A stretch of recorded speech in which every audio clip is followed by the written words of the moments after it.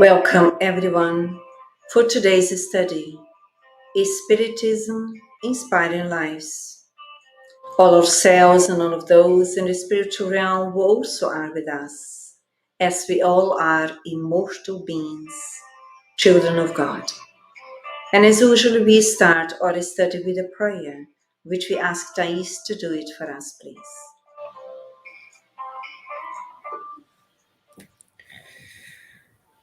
So let's unite our thoughts and our hearts, thanking God and Jesus for the opportunity to gather here today, one more time to study, to reflect together in all the teachings that the Enlightened Spirits has brought to us through Allan Kardec, reflecting in the teachings that Jesus left us more than 2,000 years ago, that will help us, will lead us to progression, to the progress of our moral values, of our intellectual. And we thank you, the spirits, the enlightened spirits, the benefactors of this house, this group, for preparing this ambient to receive us. And we ask through this study for your inspiration, for your help with these reflections, with the development of this theme, and that we can all collaborate, helping each other with these discussions and reflections. This way, we ask permission to start this study. So be it. So be it. Once more, welcome to everyone. And today, within our study, is Spiritism Inspiring Lives. Our theme is the influence of spirits and free will. In order for us to develop our reflections, we have some questions which helps us to develop our thoughts and discussion about the ideas. Bear in mind that the theme is very complex, and of course, we don't have the pretension to bring close ideas, but we bring reflections which can help us also to even search further and carry on study. And in that way, we ask Severino to present the first question for us, please. Hi, the first question today is, can spirits know our most secret thoughts? So I think this topic is so important, isn't it? The influence of spirits and us, on us, and our free will. And this first question is actually from the Spirits book. It's questions 457. And the Enlightened Spirits answer to us, help us to reflect on this by saying, they often know about what you would like to conceal, even from yourself. Neither actions nor thoughts can be concealed from them. And I think our thought is something that we hardly think about how powerful it can be. Because we think all the time, even if we think, I don't want to think about anything, it's impossible. We're always thinking.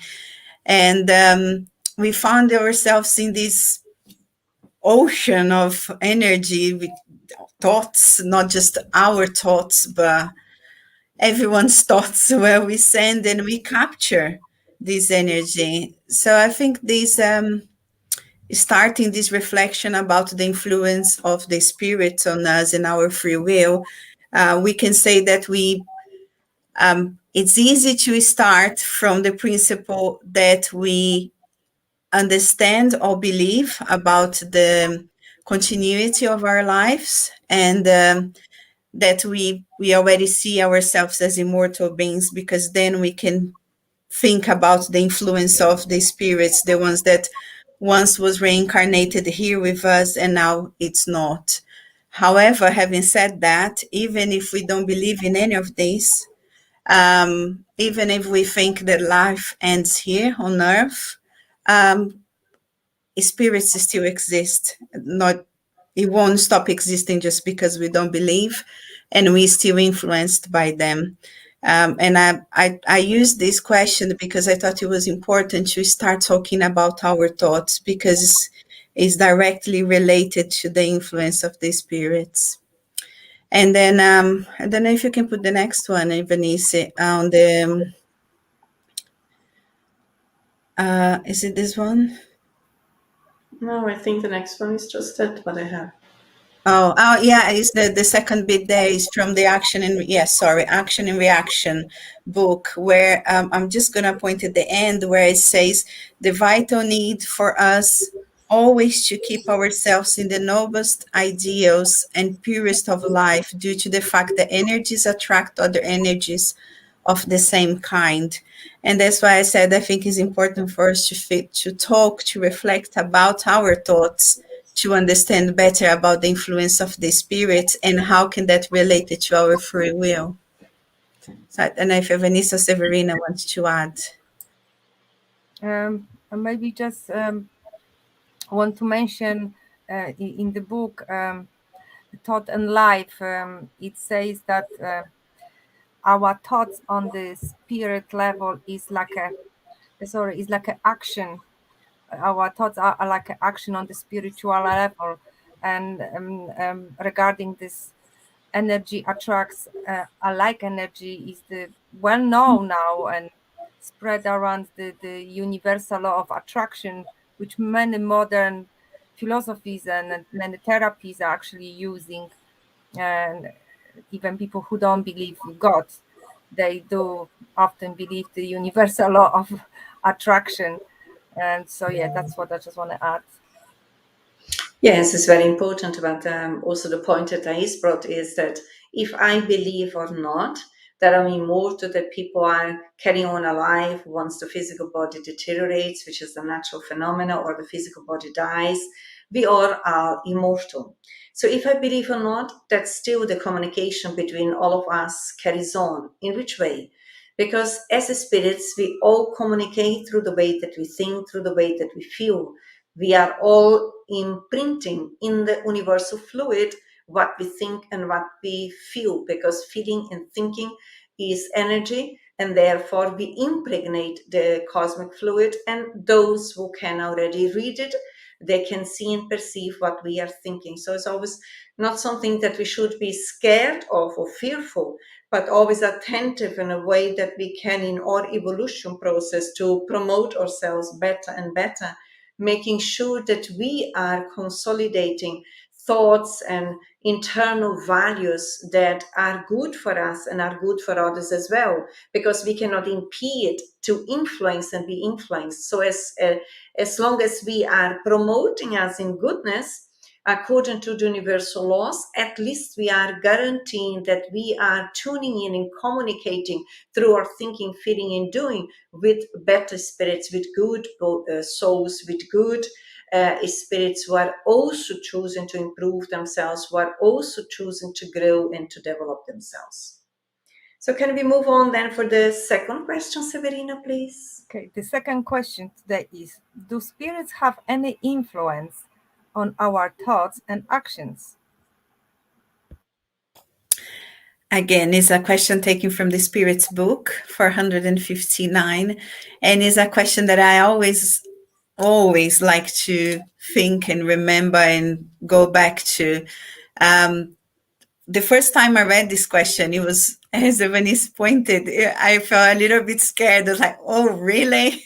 Because the Enlightened Spirit says their influence on you is this regard is greater than you suppose, for very frequently it is they who guide you. So, as I said, the first time I read, I was a little bit, oh, hold on a minute. But as We even don't have any privacy anymore. Is that what you meant? exactly, I thought at least on my thoughts, isn't it? But as Venice mentioned, is our thoughts, our feeling is imprinted, isn't it? And I think the important of knowing this and being aware is that is the reflection that we should be more vigilant. We it's energy. It's all about tune and affinity, isn't it? So if I'm thinking not very good things all the time, if I'm I don't know, it's who I'm connecting to. I am what I'm thinking, right? So if that scares me when I read, perhaps it's time for me to reflecting what am I thinking? Why am I scared? Am I thinking things that perhaps is not promoting me in any way to progress? Isn't it? Perhaps I should reevaluate what am I thinking, and as I said before, we can. It's all a matter of tuning affinity. And if until this point, I think I'm tuning with spirits less evil spirits or spirits still in the ignorant. Inferior. Sorry. Inferior. Inferior, thank you. I can always adjust that tune, isn't it? Because it's all with me. It's my free will. That's what I'm choosing to think. And they don't, no inferior spirit will come and follow me or stay with me or influence me if I'm not vibrating on the same thoughts, um, the same things that perhaps they are too. So I can always tune with good spirits, um, but we can also tune with not as good spirits, isn't it? And that's where it enters our free will. And the other thing is influence is different than imposing me to do it, making me do it. Is always my decision. We are influenced all the time, but it depends on us if we want to validate what we are being asked or told to do it, because no one is going to force us at the end of the day. And yes, that's what I want to say about this. So Yes, it's very important. We are all still influenced by each other's thoughts, but validating that is different. Then we are ticking the box. And that is our responsibility to always be in guard and not something that we should, again, be fearful, because that is part of becoming self-aware and constantly aware what my goal, what our goal is in order to evolve. And in that way, whenever our shadows to uh, come up to the conscious level, that we take responsibility, which is internal autonomy, and change that and enlighten them. And in that way, we become less vulnerable to be inspired or influenced by by the other inferior spirits. Could be incarnates or disincarnates, merely because we are taking responsibility to promote ourselves ethically and morally. In that way, we are developing the potentials of the higher self. And that for itself is a resource of self-protection. It's almost like we are creating psychic boundaries in that way. Can we move forward to the third question, please? Third question is, how can we realize when we are being influenced by spirits? So I found this question on the Spirit's book where it says, do we have our own thoughts plus others that are suggested to us? And I found it was very related to that question, because the Enlightened Spirits tell us, your soul is a spirit who thinks by itself. Nevertheless, you must have noticed that many thoughts occur to you all the same time with regards to the same subject, and that they frequently contradict one another. Well, they are always a combination of your own ideas and other spirits' ideas. And this is what renders you uncertain. You have several ideas within your mind, battling it out with each other. So, for us to be aware of this, we need to be vigilant, isn't it? We need to be awake, aware of what are we thinking, because many of us found ourselves with very thoughts and thoughts and thoughts, very busy mind, that sometimes we can't even focus in one thought. We can't even focus in one thing. You're doing something, you're already thinking the next thing you've done. You're thinking of the thing you already done if you complete it. So I think it's important for us to learn again how to focus, how to concentrate, how to be present as well, because that's the only way that we will know if we are being influenced by spirits, if what we're thinking, it's related to what we believe or we wanted to do even. I was watching a talk by Sueli Kawashubta that she said in her spirit group, they received a communication from a spirit about this, how they could know if someone was being influenced. And she was saying that it's very normal. For example, if you start working towards the good, for example, and you start feeling disencouraged.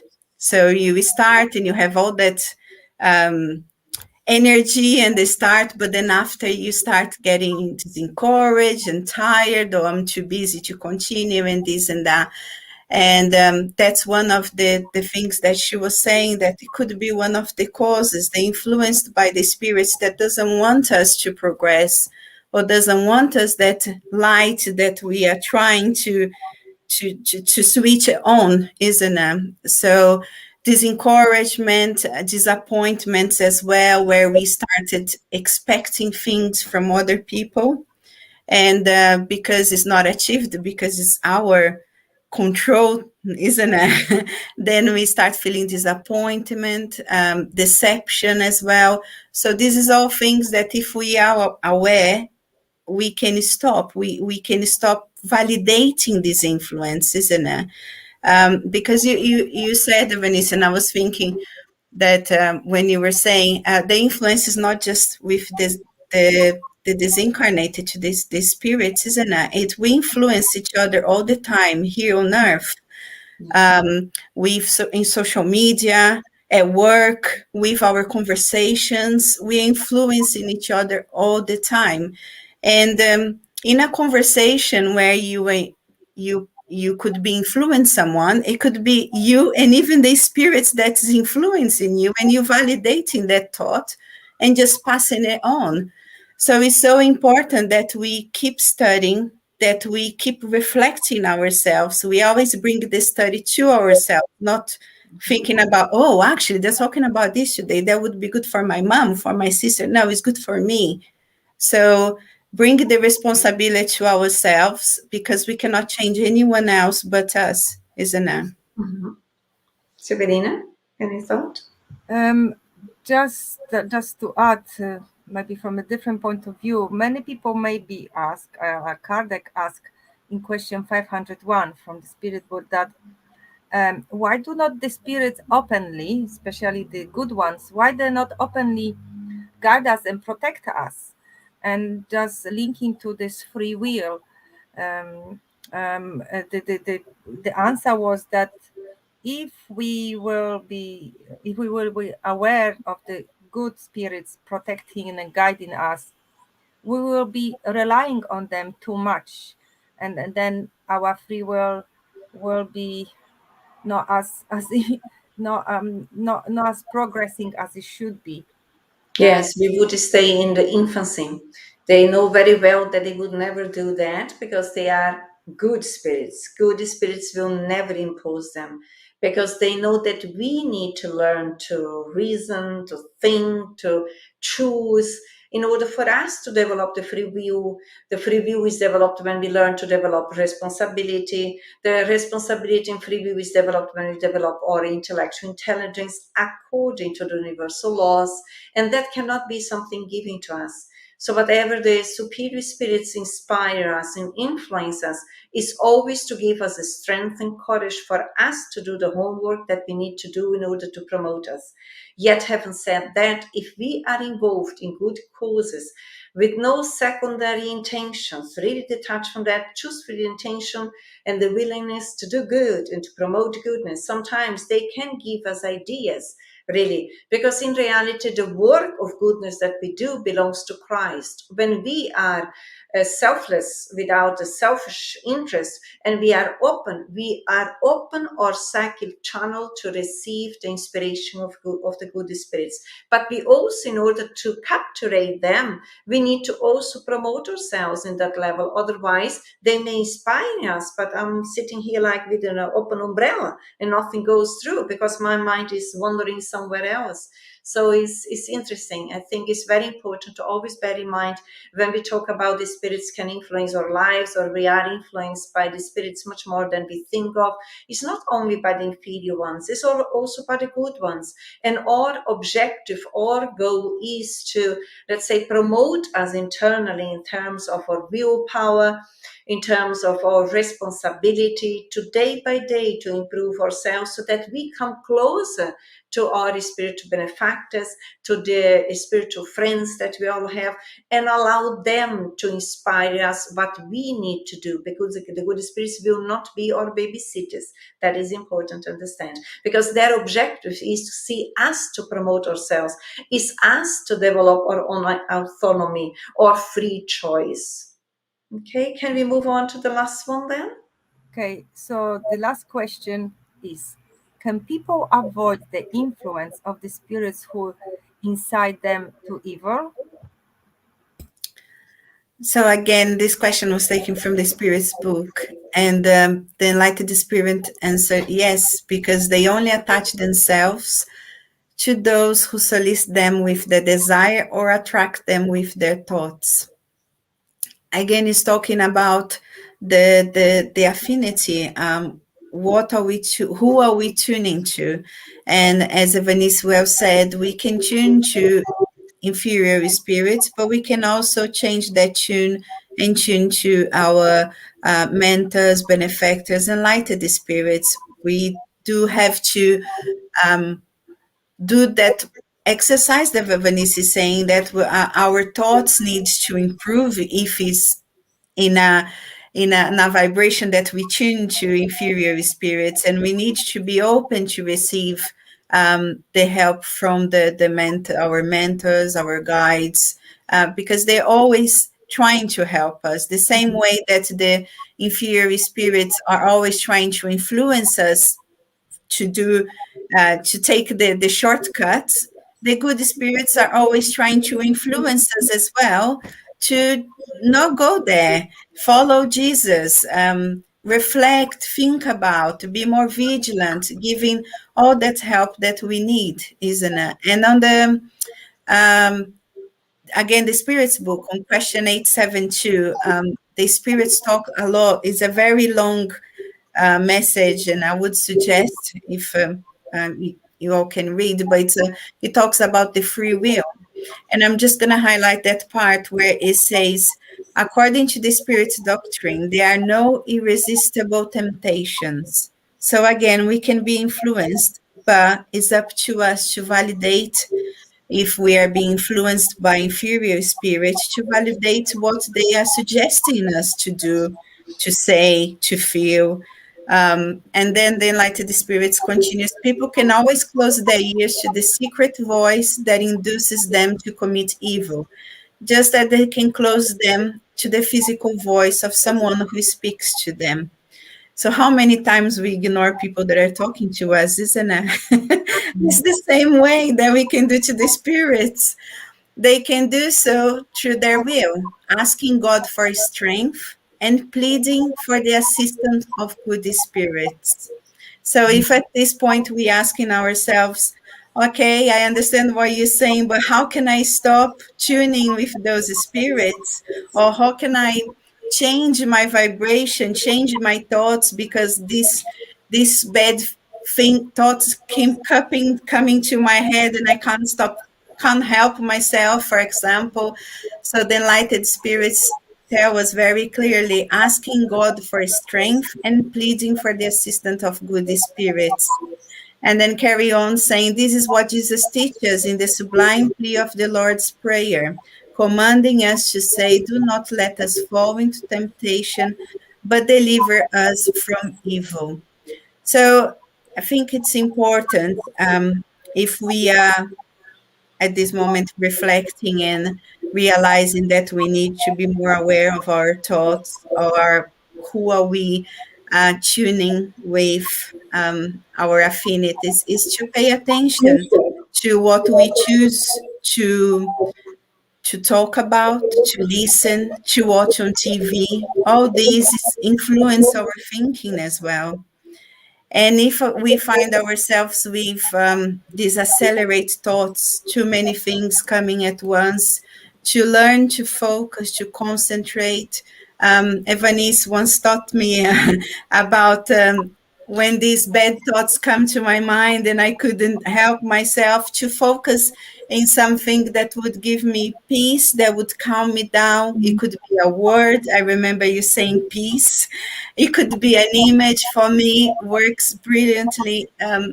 Having an image of Jesus in my head and keep focusing that. Some people music, good music, because we need to be careful about the lyrics as well. So as So long as we don't listen obsessive music, is that exactly. So all this will help us to change, to educate our thought, to educate us, and to choose to tune in a better vibration, isn't it, with enlightened spirits, and open our minds, as you said before, Evanice, to the influence of the good spirits. precisely? It's always just topping up what you said already. How can I avoid to connect with inferior, promoting my non-inferiority, enlighten my own shadows, as Jung said. So I need to become aware of my own limitations, have a responsibility again, and have willingness in the same time to promote myself. Promotion means to change, to actualize. Use prayer, which is very important as well. When we are studying and we choose freely to participate in enlightened studies which promote our psychological emotional dimension, spiritually speaking, that also helps us. When we are amongst friends in a loving way, when we eliminate gossip and slander in our existences, because when we have this habit of gossip and slander, we are we are dealing with our anger. We are very aggressive beings yet, and yet the anger is also fed by belief systems, and we always can change that. As long as we realize that we are dealing with our primitive aspects, we immediately choose to change. We have the free will, we have the options to do that. And in that way, we are coming to the end today of our reflections. Let's use the free will to promote us even further in terms of love and friendship and fraternity, solidarity, and always be cooperating in the world wherever God places us for us to be. And in that way, together, connected with our hearts and minds as we already are, as brothers and sisters in humanity, let's give thanks to God, the creator of everything and everyone in the universe, for our existences, for this reincarnation, for all the opportunities that are presented to us on daily basis, for us to evolve, for us to progress. We give thanks to the enlightened spirits for once more to be amongst us, inspiring us, and also giving us courage for us to move forward in order to carry out our duty as immortal beings as we all are. Let's all feel the blessings of love that is directed to every and each one of us, in every place where we find ourselves, believing that we are all essentially beings of goodness, and it's down to every one of us to train, to practice our free will, so that we improve these higher potentials within us, the capacity to forgive as many times as is necessary, ourselves and also others. The necessity that we all have to love ourselves and others, to remember and remind ourselves that we are immortal beings and we are children of God. Our gratitude for everything that has been given to us in this existence and beyond. Even the difficult and challenging moments which are inviting us to evolve even further. Our gratitude for so much great love that is devoted to all of us as we are learning and growing and evolving. And with all hearts full of joy and gratitude, we conclude this meeting today. So be it. Our gratitude for all of those who have been with us, also inviting to carry on with our studies to be once more next week at 7 p.m. Otherwise, for those who want to carry on with our studies tonight at 8 p.m. in Portuguese, feel welcome to be with us. Otherwise, much peace to all. Keep safe, keep good, and let's promote us using the free will to promote goodness within and without today and always. Much peace to all. See you. Bye-bye.